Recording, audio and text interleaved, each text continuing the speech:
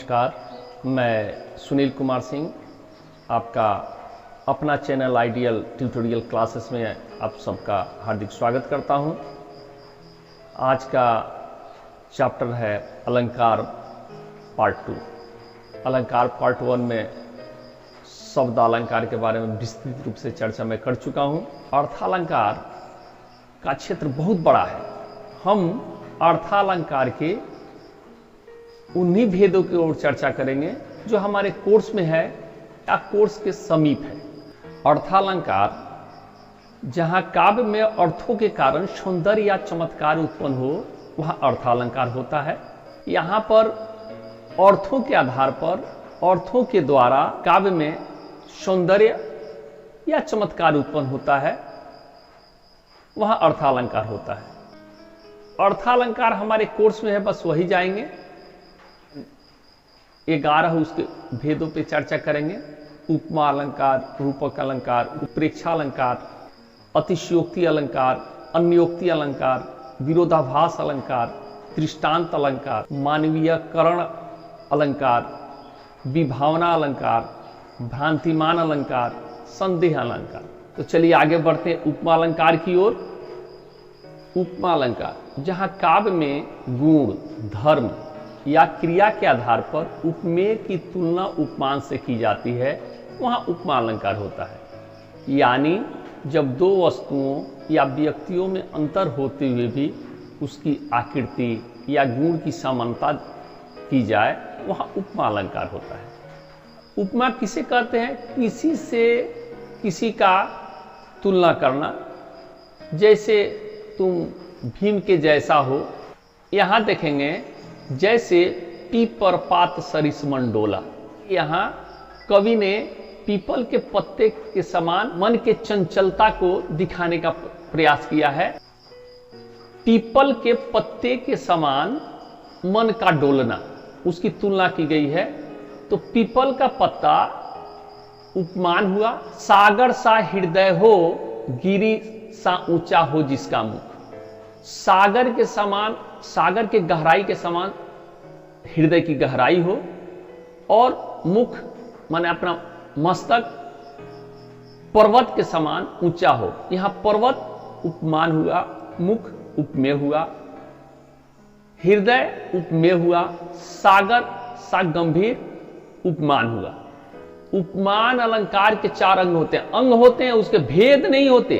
भेद और अंग में अंतर है, वो भेद नहीं है। इसके अंदर का चीज है उपमान, उपमेय, वाचक शब्द या साधारण धर्म। उपमेय क्या है? इस प्रस्तुत विषय जिसका वर्णन हो वह उपमेय है। और उपमान क्या है? जिससे उपमा दी जाए, अर्थात जिस वस्तु या व्यक्ति की उपमा की तुलना की जाए वह उपमान है। वाचक शब्द उपमान या उपमेय की समानता या तुलना प्रकट करने वाले शब्द वाचक शब्द कहलाते हैं। जैसे ज्यों, सम, सा, सी, तुल्य, जैसे, सरिस, समान, तरह, सदृश, इस तरह के काफी शब्द, जितने भी शब्द हैं वह वाचक शब्द कहलाते हैं। इन शब्दों से उपमा अलंकार की पहचान की जाती है। कहां भी ज्यों, सम, सा, सी, तुल्य, जैसे, सरिस, तरह, सदृश आदि शब्द आए, उपमा अलंकार वहां पे है। साधारण धर्म क्या है? साधारण धर्म होता है उपमेय और उपमान का परस्पर समान गुण, दोष या विशेषता बताने वाले शब्द साधारण धर्म कहलाते हैं। अब आपको और इससे अधिक और क्लियर कर देता हूं उपमान, उपमेय, वाचक शब्द या साधारण धर्म। अब इसे देखिएगा। चांद सा सलोना मुख। अब चांद के जैसा सलोना मुख से तुलना किया जा रहा है, तो उपमान हो गया चांद, उपमेय हो गया मुख, सा हो गया वाचक शब्द, सलोना होगा साधारण धर्म। नीचे देखिए, पीपर पात सरिस मंडोला। पीपर पात उपमान, सरिस हो गया वाचक शब्द, मन हो गया उपमेय और डोला साधारण धर्म। चलिए आगे बढ़ते हैं। दूसरा है रूपक अलंकार। काव्य में जहां उपमेय में उपमान का अभेद रूप से आरोप किया गया हो, काव्य में जहां उपमेय में उपमान का अभेद रूप से आरोप किया गया हो, यानी उपमान और उपमेय में कोई भेद न हो, वहां रूपक अलंकार होता है। उपमान में क्या था? उसके समान, उसके जैसा, उसके तरह। लेकिन यहां रूपक में मतलब मान का ही रूप उपमेय में आता है। पायो जी मैंने राम रतन धन पायो, मैंने राम के जैसा रतन नहीं पाया, मैंने राम ही रतन के रूप में पाया, राम ही हमें मिल गए। चरण कमल बंदो हरिराई, यानी चरण ही कमल है, हरि का चरण ही कमल बताया गया है। यहां देखिए, मैया मैं तो चंद्र खिलौने ले हूं। कृष्ण अपने मां यशोदा से कहते हैं कि मां मुझे चांद ही खिलौना चाहिए, चांद के जैसा नहीं चाहिए, चांद के जैसा नहीं चाहिए, चांद ही खिलौने के रूप में चाहिए। चांद को ही खिलौना मान लिया गया है, ऐसा नहीं चांद की आकृति का कोई वस्तु हो और वो खिलौना नहीं, चांद ही इनको खिलौना के लिए चाहिए। हमरो हरि हारिल की लकड़ी, यहां गोपियां कहती हैं उद्धव से, हमारा हरि हारिल की लकड़ी है, यानी हरि ही हारिल की लकड़ी है। हारिल की लकड़ी, हारिल एक पक्षी होती है जो हमेशा अपने पैर में लकड़ी को पकड़ के रखती है। तो गोपियां यहां दिखाना चाहती हैं कि हारिल लकड़ी को जैसा हमेशा पकड़ के रखता है, वैसे ही हमारा हरि कृष्ण मेरे लिए हारिल की लकड़ी है, वो हमारे अंदर बस चुका है, हमेशा हमारे साथ है। उत्प्रेक्षा अलंकार, काव्य में जहां एक वस्तु में दूसरे वस्तु की संभावना या कल्पना हो, यानी जहां उपमा में उपमेय की संभावना बताई जाए, वहां उत्प्रेक्षा अलंकार होता है। इस अलंकार में मनु, जनु, जनहु, जानो, मानो, ज्यो आदि शब्द आते हैं और यही शब्द इस अलंकार के पहचान है। मतलब काव्य में जहां मनु, जनु, जनहु, जानो, मानो, ज्यो जैसे शब्द आए, वहां उत्प्रेक्षा अलंकार है। मुख मानो चंद्रमा, यहां कवि क्या कहते हैं? कल्पना के मान लो वो मुख इतना सुंदर है कि चंद्रमा के जैसा है, सिर फट गया उसका वहीं मानो वरुण रंग का घड़ा हो।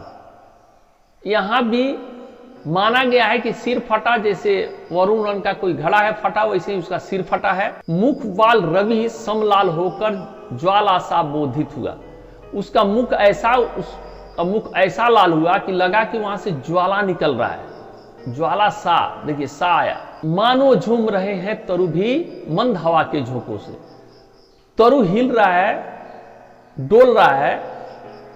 तो यहां कहता है कि मानो झूम रहे, मानो अपनी खुशियों का इजहार कर रहा है पेड़ झूम झूम कर, मान लो, ऐसा मानना है, कल्पना करना है, इसलिए यहां उत्प्रेक्षा अलंकार है। अतिशयोक्ति अलंकार, अब यहां देखिए, अतिशयोक्ति माने बहुत बढ़ा चढ़ाकर, अतिशयोक्ति माने एक्सेस। अतिशयोक्ति का मतलब ही होता है एक्सेस। जब काव्य में किसी वस्तु, व्यक्ति आदि का वर्णन बहुत बढ़ा चढ़ा कर किया जाए तो वहां अतिशयोक्ति अलंकार होता है। जैसे हनुमान के पूंछ में लग न पाई आग, लंका सिगरी जल गई, गए निशाचर भाग। यहां कवि क्या कहता है कि हनुमान के पूंछ में आग लगा ही नहीं कि पूरी सिगरी लंका जल गई, पूरी लंका ही जल गई और निशाचर भाग गए, राक्षस भाग गए। आग लगा नहीं कि लंका जल गया। देखिए, पानी परात को हाथ छुयो नहीं, नैनन के जल सो पग धोए। यहां पर जब सुदामा कृष्ण से मिलने जाते हैं तो वहां कृष्ण सुदामा की अवस्था देख करके इतना द्रवित हो जाते हैं और इतना अधिक रोते हैं कि उन सुदामा का पैर धोने के लिए पानी का परात हाथ नहीं लगाना पड़ा, अपने आंखों के ही पानी से वो धो दी। ये संभव नहीं है कि अपने आंखों के पानी से किसी का पैर धो दिया जाए। एक जगह और आता है, तक राणा ने सोचा इस पार, तब तक चेतक था उस पार। ये संभव नहीं है कि सोचने से पहले घोड़ा नदी के उस पार चला जाए, ये संभव नहीं है। इसलिए यहां भी अतिशयोक्ति अलंकार है। अन्योक्ति अलंकार, अन्योक्ति का अर्थ है अन्य के प्रति कही गई कथन। काव्य में जहां उपमान के वर्णन के माध्यम से उपमेय का वर्णन हो, वहां अन्योक्ति अलंकार होता है। यहां कोई भी बात सीधे न बोलकर किसी के माध्यम से कही जाती है। अब ये सुन गुलाब, पाई गर खुशबू रंगो आब, खून चूसा खाद को तूने अनिष्ट, डाल पर इतरा रहा है कैपिटलिस्ट। यहां कवि क्या कहता है? गुलाब के फूल के माध्यम से कहता है, एक गुलाब तुम अपने रंगों पे, अपने खुशबू पे, अपने खूबसूरती पे इतना इतरा रहे हो, तो सुन, तूने खाद का खून चूसा है, खाद का खून चूसा है, अनिष्ट हो तुम, और डाल पर इतरा रहे हो कैपिटलिस्ट, माने तुम आज इतने पूंजीपति बने हो।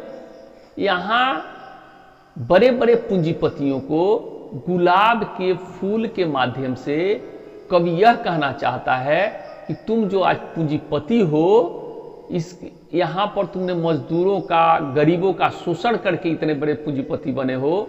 तो यहां पर कवि ने सीधे तौर पे पूंजीपतियों को न कह करके गुलाब के फूल के खुशबू, उसका रंग, उसकी सुंदरता को दिखा करके कहा है, इसलिए यहां अन्योक्ति अलंकार है। विरोधाभास अलंकार, विरोध और आभास दो शब्दों से बना है। काव्य में जहां विरोध ना होते हुए भी विरोध का आभास किया जाए, वहां विरोधाभास अलंकार होता है। से जे नीचे हैं चले, ते ऊपर हो। नीचे जैसे जैसे जाएंगे वैसे वैसे ऊपर आ पाएंगे, ते ऊपर हो। ये संभव नहीं है कि जो नीचे जाए और ऊपर जाए। अब कवि अपने भावना के आधार पर कह रहा है कि अब जैसे जैसे नम्र होंगे वैसे वैसे महान बनेंगे, लेकिन यहां सीधे तौर पर एक साधारण आदमी जो समझेगा कि कैसे नीचे जाकर हम ऊपर आएंगे। बैन सुनियो जब ते मधुर, तब ते सुनते न बैन। जब से हमने उसकी मधुर आवाज को सुना है, तब से सुना ही नहीं।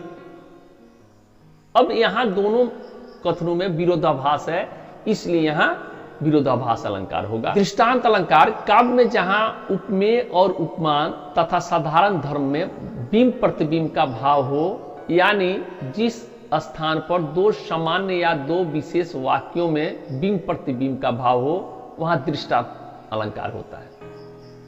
इस अलंकार में उपमेय के रूप में कही गई बात से मिलती जुलती बात उपमान के रूप में दूसरे वाक्य में होती है। बिंब प्रतिबिंब से आप कंफ्यूज होंगे थोड़ा। बिंब प्रतिबिंब कुछ नहीं है, जैसे आप एक आईना के सामने खड़े हैं, दर्पण के सामने खड़े हैं, और आप बिंब हैं, और आपकी जो छवि बन रही है दर्पण के अंदर, वह प्रतिबिंब है। तो किसी भी काव्य में जब उपमान में या उपमेय में एक बिंब हो, दूसरा प्रतिबिंब, माने एक ही बात दोनों में कही जाए, तो वहां दृष्टांत अलंकार होता है। जैसे एक म्यान में दो तलवारें कभी नहीं रह सकती हैं, किसी और पर प्रेम नारियां पति का क्या सह सकती हैं। अब यहां देखिए, पहले लाइन में है कि एक म्यान में दो तलवार नहीं रह सकता।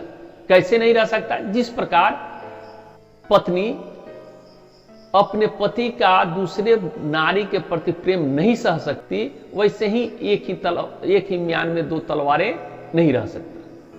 पापी मनुज भी आज मुख से राम नाम निकालते, देखो भयंकर भेड़िए भी आज आंसू ढालते। यहां कवि क्या कह रहे हैं कि पापी आदमी भी अपने मुख से आज राम नाम ले रहा है, और देखो भेड़िए भी अपने आंखों से आंसू निकाल रहा है।